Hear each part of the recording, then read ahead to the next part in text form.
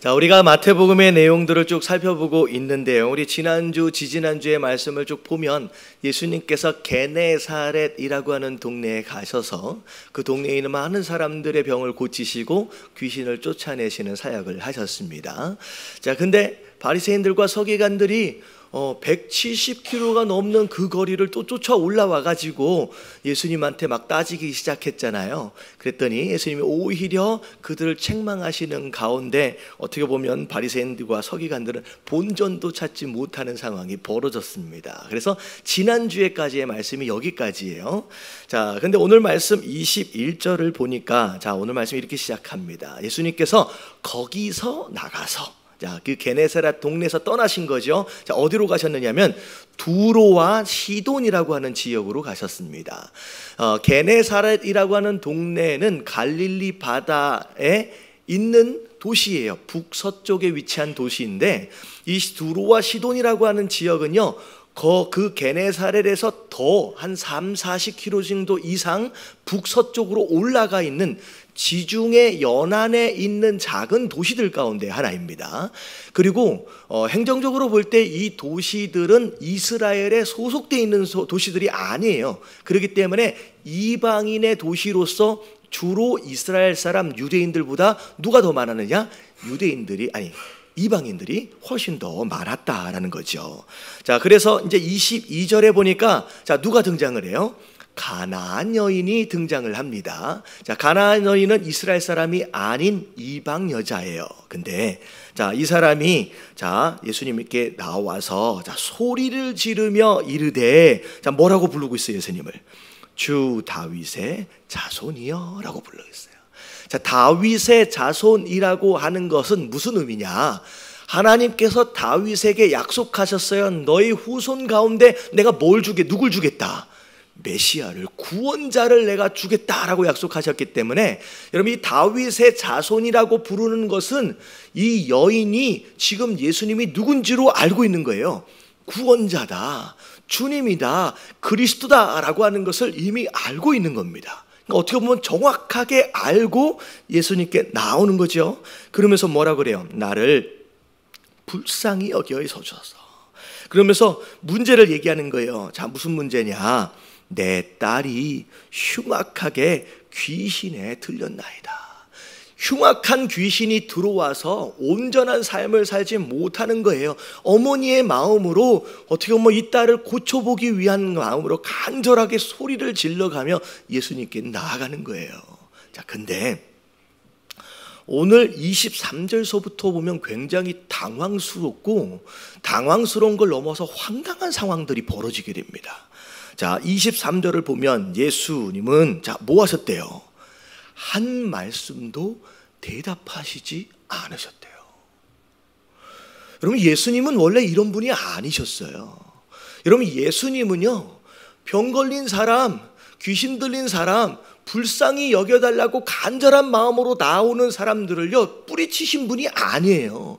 그 누가 왔어도 전부 품으셨고요, 다 치료하셨고요, 사랑으로 친절하게 다 맞이해 주셨던 분이셨는데, 아니, 오늘따라 도대체 예수님이 왜 이 여인이 소리를 지르고 있는데 지금 거들떠보지도 않고 계시냐는 거예요. 굉장히 당황스러운 상황이에요. 근데 예수님 또한 무시하셨을 뿐만 아니라, 자, 뒤에 보니까 제자들마저도 뭐라 그래요? 지금 예수님한테, 예수님 자꾸 뒤에 와서 소리 지르니까 뭐 하다는 거예요? 시끄럽다는 거예요. 그래서 뭐 해달래요? 그를 보내소서. 심지어 예수님도 무시하시고 누구도 무시하고 있는 거예요. 지금 제자들마저도 이 가나안 여인을 지금 무시하고 있는 거예요. 근데 그 24절 다음 말씀이 더 충격적입니다. 자, 보세요. 예수님 뭐라고 말씀하셨느냐? 나는 이스라엘 집에 잃어버린 양. 이게 누굴 얘기하느냐? 유대인들을 의미하는 거고 이스라엘 백성들을 의미하는 거예요. 내가 그 사람들 외에 다른 데로 보내심을 받지 아니하였노라. 다시 말하면 내가 가나안 여인을 고쳐줄 필요가 있다 없다? 없다는 거예요. 나는 이 사람들을 위해 온 게 아니라 나는 이스라엘 사람, 나는 유대인들을 위해서 왔다라고 얘기하는 거예요. 여러분 이게 말이 안 돼요. 왜냐하면 앞뒤가 안 맞는 게, 여러분 지금까지 예수님은요 백부장에서부터 시작해서 가나안 백성들 심지어 이방인들을 고치셨어요? 안 고치셨어요? 여태껏 계속 다 고쳐 오셨거든요. 여러분 이방인들을 무시하지 않으셨어요. 전부 다 친절하게 맞아주셨어요. 근데 갑자기 왜 오늘 마치 무슨 인종 차별하시는 것도 아니고 민족을 차별하시는 것도 아니고 왜 이런 말씀을 하시는지 도대체 이해가 안 가요. 이해가 안 가시죠? 이게 저만 막 열을 올리는 것 같아요. 이해가 안 가는 거예요. 근데 자, 여자가 25절, 여자가 그런 얘기를 들었음에도 불구하고 포기하지 않아요. 예수님 말 앞에 딱 나가서 뭐 했어요? 넙죽 절하는, 뭐라고 말씀하시든 간절하게 엎드려서 겸손하게 하나님 앞에 나아갑니다. 뭐라면서 얘기해요? 주여 그냥 저를 도와주시옵소서. 그랬더니 26절은요 깜짝 놀랄 만한 말씀을 하세요. 자, 예수님 뭐라고 말씀하세요? 자녀의 떡을 취하여. 자녀가 누구냐? 유대인들이에요. 이스라엘 사람들이에요. 이스라엘 사람들에게 줄 떡이 있다는 거예요. 유대인들을 위해서 준비된 떡이 있다는 거예요. 근데 그 떡을 자 누구에게? 개들에게 던짐이 마땅하지 않다. 자, 여기서 개는 누굴 의미하는 거예요?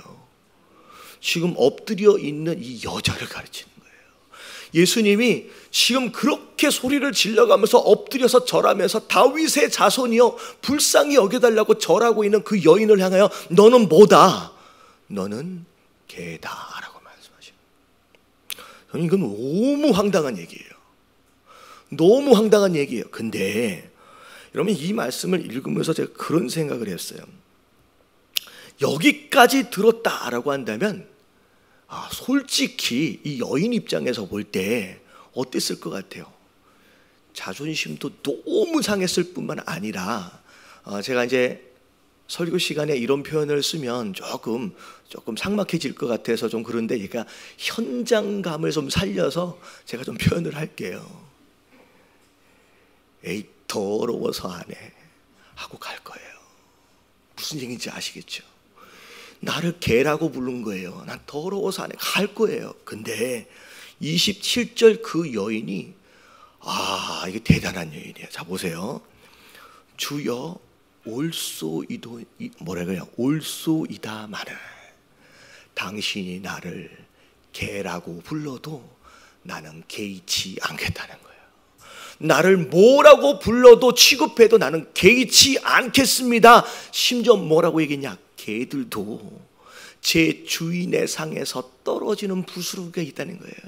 자녀에게 줄 떡을 내가 달라는 게 아니라 그 떡 먹다가 떨어질 만한 그 부스러기조차도 개가 먹지 않습니까? 그 부스러기 은혜라도 나에게 주시옵소서라고 얘기하는 거예요. 여러분 이 여자가 정말 대단한 여자인 것 같아요. 여러분 이게 저희가 이 말씀을 준비하면서 생각해 봤어요. 만약에 이 여자가 자기 병 때문에 자기 문제 때문에 왔다라고 한다면 아마 여기까지 듣고 떠날 수 있을 것 같아요. 근데 여러분 이게 어머니의 힘인 것 같아요. 지금 무슨 일 때문에 나왔어요? 내 딸을 고쳐보기 위해서 나오는 거예요. 여러분 부모는요, 어머니는요, 자기를 위해서는 이렇게 못해도요 내 딸을 위해서, 내 아들을 위해서는 이렇게 할 수 있는 거예요. 대단한 능력입니다. 자, 결론이 어떻게 됐는가 보세요. 이에 예수께서 대답하여 이랬을 때 여자여 내 믿음이 크다. 내 소원대로 되리라 라고 말씀하시자 그때부터 그 아이가 딸이 어떻게 되기 시작했다? 나아가기 시작했다라는 거예요. 자, 오늘 말씀 너무 은혜롭지 않아요? 저만 이 말씀을 준비하면서 제가 어떻게 이 말씀을 설명해 드릴까 고민을 하는데 여러분 이 본문 말씀을 여러분들이 교회를 좀 다니신 분들은 많이 들어오셨을 거예요. 이 말씀을 들으면 대부분의 설교나 대부분의 해석들이 어디에 집중을 하느냐? 예수님이 왜 이 여자한테 이러셨을까? 궁금하지 않아요? 예수님이 이랬던 적이 없어요. 그리고 이후로도 이러신 적이 없어요. 이런 복음서 전체를 봤을 때 간절히 구하며 나온 자에게, 병든 자에게, 문제가 있는 자에게 이렇게 가혹하게 매몰차게 대답하신 적은요, 여러분 이 사건 딱 하나뿐이에요. 그 어디에서도 이렇게 말씀하신 적이 없어요. 근데 왜 도대체 이 여자가 뭘 잘못했길래, 사실 이 본문에 나오는 내용으로 봐서는 잘못한 게 하나도 없어 보이는데 뭘 잘못했길래 이 여자에게만큼은 이렇게 가혹하게 하셨을까? 너무 궁금해지는 거예요. 근데 제가 그 해답을 찾기 위해서 고민도 해보고 여러 가지를 찾아봤는데 제 마음에 이거구나 라고 딱 와닿는 설명이 없는 거예요. 여러분 혹시 왜 그러셨는지 아세요? 제가 물어보고 싶어요. 왜 그러신지 아세요? 도대체 마음이 답답해서 딱 와닿지 않아요. 근데 고민을 하고 있는 순간 하나님께서 제 마음 가운데 딱 주시는 메시지가 이거였어요. 자, 1번 같이 한번 읽어볼게요. 자, 다 같이 한번 읽어봅니다. 시작. 모르는 문제에 집착하면 시험을 망친다. 네. 이렇게 고민할 일을, 이렇게 이해가 되어지는 이해가 안 되는 일을 만나잖아요. 그러면 어떻게 해야 돼요? 여러분, 우리가 학창 시절 때 시험을 보잖아요. 시험을 보다가 모르는 문제가 딱 나와요. 그러면 어떻게 해야 돼요? 바보 같은 애들이요, 거기에 매달리는 거야. 여러분 진짜 지혜로운 아이들은요 어떻게 해요? 모르는 문제는 딱 걸리면 다음 문제로 넘어가야 돼요. 여러분 모르는 문제에 딱 걸려가지고 거기에 매달리기 시작하면 어떤 일이 벌어지냐? 여러분 시험 전체를 망치게 되는 거예요. 여러분 우리 인생도 마찬가지예요. 우리 신앙도 마찬가지예요. 여러분 많은 사람들이 여기에 매달려 있어요. 사실은 왜 예수님이 그렇게 하셨을까라고 하는 질문은 사실 쉽지 않은 질문입니다. 오늘 말씀을 좀 보면 우리도 예수님이 왜 그러셨는지 이해하지 못하지만 사실 가장 황당하고 가장 궁금해할 수 있는 인물은 누구일 것 같아요? 이 가나안 여인이 제일 궁금한 거예요. 내가 알고 있는 예수님은 저런 분이 아닌데 왜 나한테만 이렇게 대하실까? 이 예수님에 대해서, 예수님의 행동에 대해서 제일 궁금한 사람은 가나안 여인이에요. 제일 당황했을 거예요. 근데 오늘 말씀을 읽어보면요, 이 가나안 여인이 이해되어지지 않는 예수님의 언행에 매달리지 않아요. 예수님 왜 나한테 이러십니까? 라고 물어보지 않아요. 거기에 집착하지 않아요. 더 중요한 가치에 집중을 합니다. 자, 우리도 마찬가지예요. 우리도 살다 보면 어려운 문제를 만나요. 이해되어지지 않는 상황들을 만나요. 그럴 때마다 항상 뭐라고 생각하냐면 왜 나한테 이런 일이 일어났는지에 대하여 질문하기 시작합니다. 그래서 제가 이 말씀을 준비하면서 제가 번뜩 떠올랐던 그 찬양이 뭐였냐면, 혹시 이 찬양 아세요? 왜 나만 겪는 고난이냐고 불평하지 마세요. 문제를 만나면, 고난을 만나면 누구만 겪는 것 같아요? 나만 겪는 것 같아요. 그리고 제일 궁금한 게 뭐냐면 왜 나한테 이런 일이 벌어지는지를 알고 싶은 거예요. 그래서 여러분 욥기를 가보면요, 고난 당하고 있는 욥이 욥기 앞에 부분에 가장 많이 했던 표현이 뭐냐면요, 어찌하여라고 하는 단어를 가장 많이 했습니다. 어찌하여 나한테 이런 일이 일어났습니까? 라고 하나님 앞에 구하는 거예요. 뭐 해달라는 거예요? 내가 고난당하는 이유에 대해서 좀 설명 좀 해달라는 거예요. 왜 나만 이런 고난이 있는지에 대해서 좀 나한테 알려달라는 거예요. 자, 근데 중요한 건 우리는 그 이유를 아는 것이 너무 중요하다라고 생각하지만, 여러분 하나님 입장에서는 여러분 그 이유를 아는 것이 그렇게 중요한 게 아니에요. 왜냐하면요, 자 1번 같이 한번 읽어볼게요. 다 같이 시작. 중요했다면 설명을 해주셨을 것이다. 여러분 이유를 아는 것이 너무 중요한 것이었다라고 한다면 여러분 예수님이 설명해 주셨을 거예요. 여러분, 우리가 마태복음을 쭉 읽어가고 있는데 여러분, 제자들도 그렇고 베드로도 그렇고요, 예수님이 비유로 말씀하시고 이해되어지지 않는 행동들을 하실 때마다 제자들이 묻습니다. 예수님이 이게 무슨 뜻입니까? 예수님 왜 그렇게 하셨습니까? 라고 물어봐요. 그럴 때마다 예수님은 이 제자들에게 친절하게 설명해 주세요. 내가 말한 건 이런 뜻이다, 내가 행동한 건 이런 이유 때문이다, 설명을 다 해주세요. 근데 오늘 이 장면에서는요, 예수님이 설명해 주시지 않아요. 제자들 또한 묻지도 않았고요, 예수님도 설명해 주시지 않았어요. 여러분, 욥기에 보면요, 욥이 막 물었잖아요. 어찌하여 왜 이런 일들을 나에게 당하게 하십니까? 물었는데 여러분, 욥기가 끝날 때까지 그 이유에 대해서 설명하세요, 안 하세요? 여러분, 단 한마디도 네가 고난 당했던 이유는 이것이다 라고 설명해 주시지 않아요. 자, 우리가 알아야 될 게 뭐냐면, 여러분, 고난 당하는 이유는 중요한 게 아니다라는 거예요. 그리고 두 번째 같이 한번 읽어볼게요. 시작. 설명해줘도 이해할 수 없다. 예, 설명해 주시면 알 것 같지요?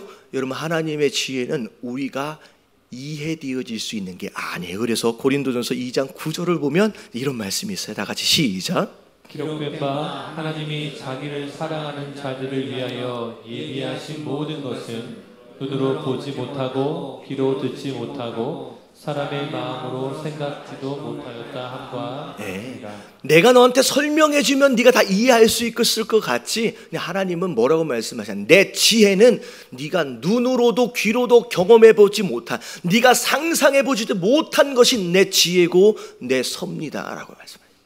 설명해 준다고 알 수 있고 이해할 수 있다라고 착각하지 말라는 거예요.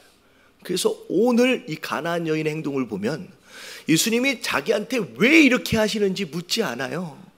거기에 집착하고 거기에 매달리지 않아요. 만약에 거기에 매달렸다라고 한다면 여러분, 응답도 없었을 거예요. 다 망치는 거예요. 여러분, 살다가 이해되어지지 않는 문제를 만날 때 왜냐고 묻기보다는, 거기에 매달리기보다는 여러분, 다음 문제로 넘어가시기 되길 주님의 이름으로 축원합니다. 옆에 계시는 분들에게 이야기 좀 해주세요. 모르는 문제에 집착하지 맙시다. 그럼 모르는 문제에 매달리면요, 시험 자체를 전체를 망쳐요. 자, 두 번째, 자, 같이 나눠보겠습니다. 2번 같이 한번 읽어볼게요. 시작.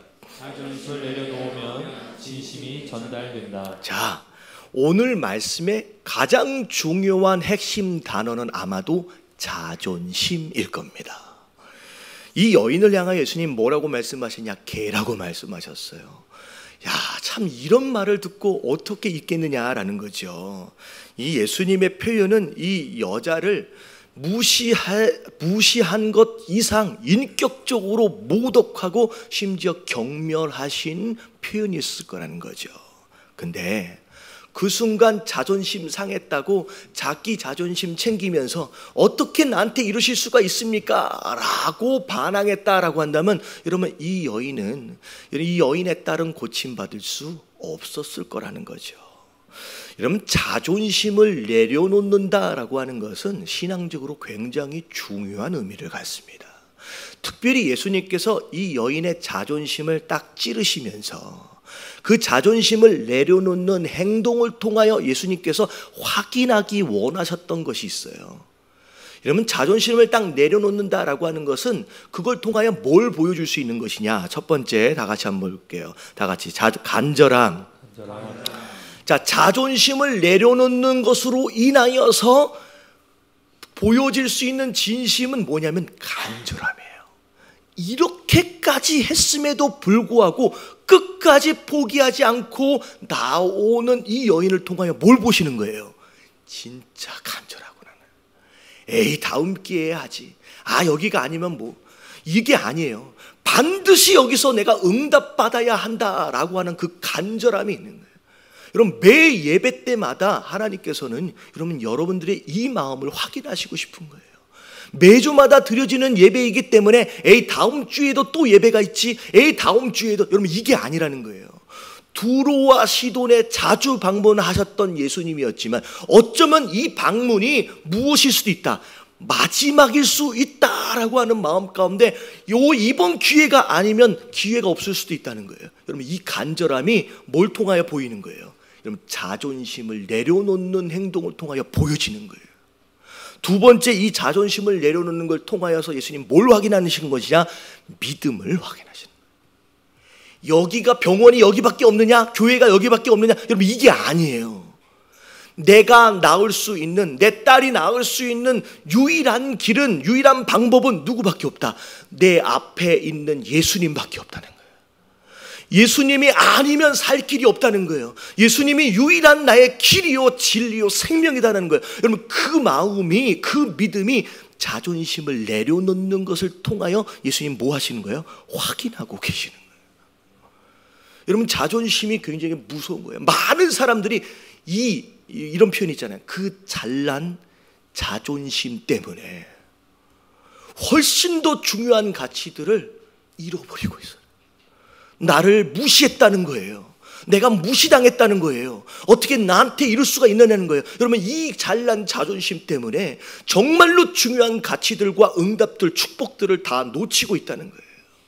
예수님은 그 수모를 당하는 상황 가운데서 자존심을 다 내려놓고 있는 이 여인을 통하여 지금 뭘 확인하고 계시느냐? 간절함과 믿음을 확인하고 계십니다. 여러분, 자존심을 내려놓는 것이 믿음인 줄로 믿습니다. 여러분, 그게 믿음이에요. 다른 게 믿음이 아니에요. 그게 내려놔지는. 그래서 결국은 28절에 예수님이 이 여인을 향하여 뭐라고 얘기하는지 보세요. 줄 쳐진 데만 읽을게요. 시작. 여자여, 내 믿음이 크도다. 완전히 다 내려놓고 매달리는 이 여인을 향하여서 내 믿음이 크다라고 말씀하시는 거예요. 여러분, 자존심을 내려놓는 게 믿음이에요. 그래서 여러분, 이 자존심에 대한 말씀이 사실은 이제 마태복음 16장 24절에 이게 설명되어져 있는데 한번 같이 한번 읽어볼게요. 시작. 이에 예수께서 제자들에게 이르시되 누구든지 나를 따라오려거든 자기를 부인하고 자기 십자가를 지고 나를 따를 것이니라. 여러분, 제자가 되려거든 나를 따라오래요. 근데 뭘 부인하고? 자기를 부인하고. 여러분, 자기를 부인한다라는 걸 여러 가지로 설명할 수 있지만 그냥 한마디로 얘기하라고 한다면 뭘 포기하라는 거예요? 네 자존심을 포기하라는 거예요. 여러분, 자존심 살리다가 더 중요한 걸 잃어버리면 안 돼요. 여러분, 자존심을 내려놓는 게 믿음이다라고 하는 거 여러분 깨달아지시길 주님의 이름으로 축원합니다. 옆에 계신 분들에게 인사 좀 해주세요. 자존심 내려놔야 한답니다. 시작. 자, 두 번째가 자존심을 내려놓는 거예요. 자, 세 번째가 뭔지를 볼게요. 자, 다 같이 시작. 끝까지 포기하지 않는 자가 결국 응답받는다. 오늘 전체적인 말씀의 결론을 끌어오면 이렇게 정리가 될 수 있을 거예요. 결국은 어떤 상황에서도 끝까지 포기하지 않았더니 응답을 받았다라는 게 어떻게 보면 오늘 말씀이 결론일 겁니다. 여러분, 기도는 언제까지 해야 돼요? 뭐 한 1년 하면 되는 게 아니에요.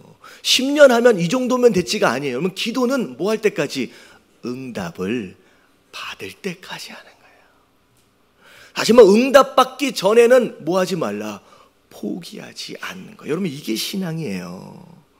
자, 이 비슷한 내용이 누가복음 여러분 18장에 나와 있는데 여러분, 기도에 대해서 예수님이 이렇게 설명을 하십니다. 같이 한번 읽어볼게요. 시작. 예수께서 그들에게 항상 기도하고 낙심하지 말아야 할 것을 비유로 말씀하여. 자, 기도에 대해서 두 가지 태도를 말씀하시는데 첫 번째, 기도는 언제 하는 것이다?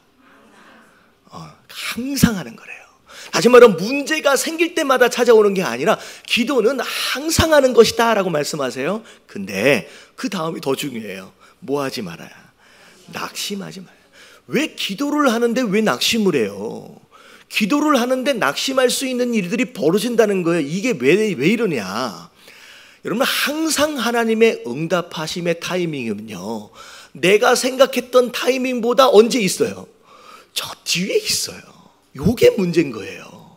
나는 오늘 응답했으면 좋겠고요. 나는 일주일 안에 응답해 줬으면 좋겠는데 여러분 하나님의 타이밍은 이상하게 내가 생각한 것보다 뒤에 있어요. 그러니까 기도하다가 뭐 하게 돼 있어요? 낙심하게 돼 있어요. 실망하게 된다는 거죠. 근데 예수님 기도할 때 두 가지를 하라니까. 언제나 기도해야 될 뿐만 아니라 그걸 알고 끝까지 포기하지 말고 기도하라는 거예요. 그래서 그 밑에 말씀 예를 들어주시는데 이 예가 뭐냐면 불의한 재판관에 대한 이야기입니다. 이 사람은 하나님을 두려워하지 않는 사람이에요. 그래서 두려울 게 하나님도 두려워하지 않으니까 사람은 뭐 두려워할 것도 없겠지요. 근데 어떻게 보면 그 어떤 과부가, 원한이 있는 과부가 이 재판관을 찾아간 거예요. 이 재판관이 거들떠보지도 않는 거예요. 근데 원한을 가진 이 과부가 이 재판관을 매일 찾아가. 포기하지 않고 계속 찾아가는 거예요. 그랬더니 찾아오는 그 과부 때문에 골치가 아파서 결국은 7절에 보면 이 재판관이 뭐라고 얘기하는지를 보면, 자 같이 한번 읽어볼게요. 시작. 이 과부가 나를 번거롭게 하니 내가 그 원한을 풀어주리라. 그렇지 않으면 늘 와서 나를 괴롭게 하리라 하였느니라. 네, 이 재판관과 과부는 전혀 상관이 없는 사람이잖아요. 그리고 재판관은 못된 사람이에요. 근데 포기하지 않고 끝까지 찾아오니까 지금 어떻게 뭐라고 얘기하는 거예요? 지금 응답 안 해주면 계속 찾아와서 나를 괴롭게 하겠다라고 하면서 지금 차라리 뭐 해주겠다, 그냥 응답해 주는 게 낫겠다라고 해서 들어줬다는 거예요. 자, 이 얘기를 하시면서 가장 중요한 게 7절 말씀이에요. 다 같이 한번 읽어볼게요. 시작. 하물며 하나님께서 그 밤낮 부르짖는 택하신 자들의 원한을 풀어주지 아니하시겠느냐? 그들에게 오래 참으시겠느냐? 하물며 하나님께서, 하나님은 우리의 누가 되신 분이에요? 아버지 되시는 분이에요. 우리 아버지 되신 그분께서 원한을 풀어주지 않고 문제를 풀어주지 않고 끝까지 참으시겠느냐는 거 아닌 거예요. 아니라는 거예요. 하나님은 우리의 기도에 응답하시는 줄로 믿습니다. 포기해서 응답을 못 받는 거예요.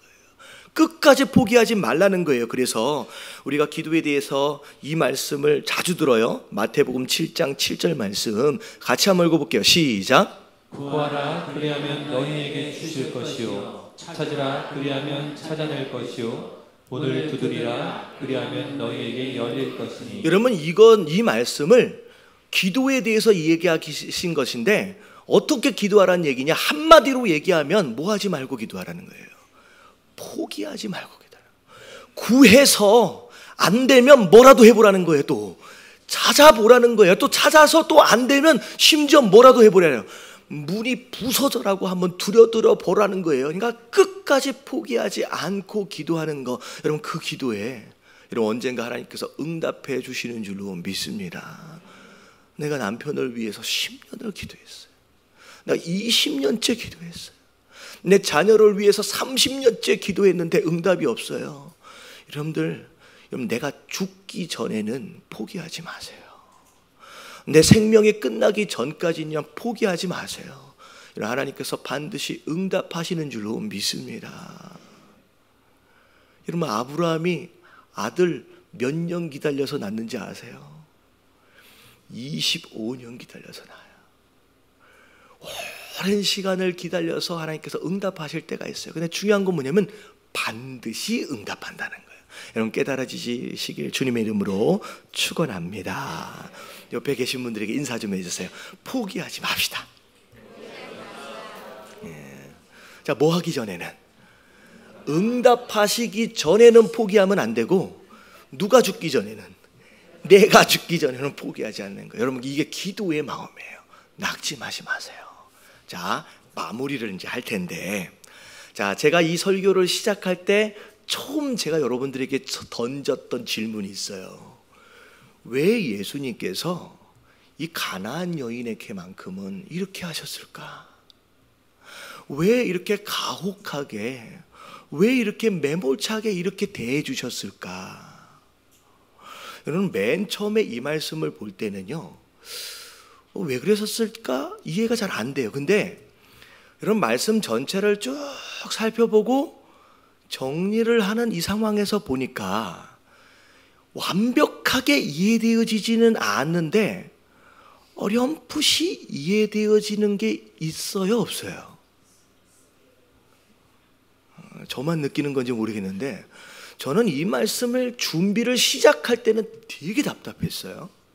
이 말씀을 마무리하면서는 깨달아지는 거예요. 완벽하진 않지만 어렴풋이 깨달아지는 거예요. 여러분, 이 예수님이 이 가나안 여인을 뭐 하신 거예요? 테스트 하신 거예요.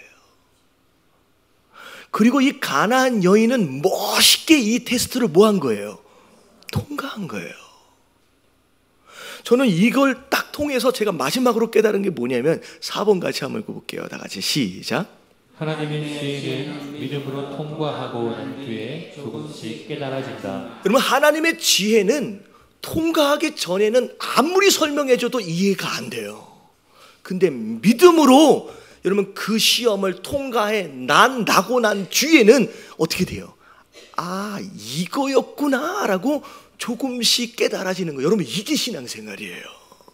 여러분, 욥도 마찬가지예요. 맨 처음에 어찌하여 왜 나에게 이런 고난을 주십니까? 라고 막 아우성을 쳤는데, 여러분, 욥기가 끝날 때까지 내가 너한테 시험을 준 이유가 뭐라고 설명해 주시지 않았음에도 불구하고 욥이 마지막 시험이 끝날 때 뭐라고 했는지를 보면요, 욥기 42장 5절 말씀 다 같이 한번 읽어볼게요. 시작.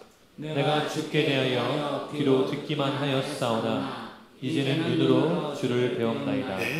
내가 전에는 귀로 어렴풋이 들어서 알았대요. 그래서 하나님을 잘 몰랐던 거예요. 왜 이렇게 하시는지에 대해서 이해할 수 없었던 거예요. 근데 딱 통과하고 난 뒤에 이제야 뭐가 뜨이기 시작했어요. 눈이 뜨이기 시작. 이거였구나. 왜 이걸 허락하셨느냐. 여러분, 그런 경험이 있죠. 당할 때는 몰라요. 지나가고 난 뒤에는 시험 볼 때 모르는 문제를 만나면 뭐 하라 그랬어요? 넘어가라 그랬어요. 다음 문제로 넘어가라 그랬어요. 근데 신기하게 여러분, 학창시절을 기억해 보세요. 모른다고 생각해서 넘어가서 다음 문제를 푼 다음에 끝나고 난 뒤에 모르는 문제로 딱 돌아왔는데 아까 치면 분명히 몰랐거든. 근데 돌아와 보니까 이거였구나 라고 깨달아지는 걸 경험해 본 사람. 이렇게 없어요? 저는 그런 게 되게 많아요. 몰랐는데 시험 다 끝난 다음에 딱 돌아오니까 이거였구나 라고 깨달아지는 거예요. 계속 몰라요? 그럼 돌아왔는데도 모르면 이건 공부를 안 한 거야. 공부를 안 한 거예요. 그럼 돌아와 보니까 깨달아지는 거예요. 여러분, 지금 여러분들 마음 가운데 어려움을 만나서 왜 이런 고난이 찾아왔는지가 궁금해질 때가 있어요. 이해가 안 될 때가 있어요. 여러분, 매달리지 마세요. 지금 이해할 수 있는 게 아니에요. 내가 알면 더 좋을 것 같지만 하나님께서 의도적으로 감추시는 비밀들이 있어요. 여러분, 그게 언제 알게 되냐면요, 믿음으로 멋있게 통과해 보십시오. 그때는 아는 거예요. 왜 허락하시는지.